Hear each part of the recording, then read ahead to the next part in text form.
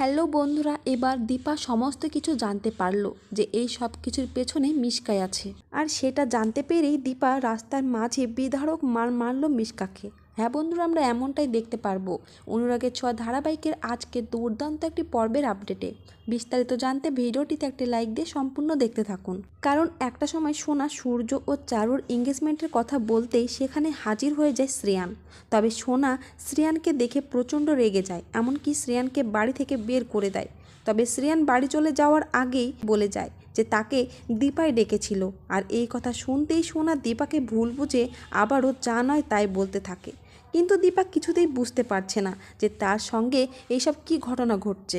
এই বলতেই দীপা দৌড়ে শ্রেয়ানের কাছে আসে এবং সমস্ত কিছু জানতে চায়। তবে শ্রেয়ান একটা কথাই বলে যে আপনি আমাকে ফোন করে ইনভাইট করেছিলেন দীপা আন্টি। এই বলে চলে যেতেই সেখানে হাজির হয়ে যায় মিশকা। আর ঠিক তখনই দীপার কাছে সবটাই স্পষ্ট হয়ে যায় যে এই সব কিছুর পেছনে আর কেউ নয়, এই মিশকাই আছে। আর ঠিক সেই মুহূর্তে দীপা মিশকাকে রাস্তার মাঝে বেধড়ক মারতে থাকে। আর তখনই সাক্ষ্যদেব এসে দীপাকে আটকায়। তো বন্ধুরা, ভিডিওটি এই পর্যন্তই। আর পরবর্তী আপডেট পেতে অবশ্যই চ্যানেলটিকে সাবস্ক্রাইব করে রাখবেন।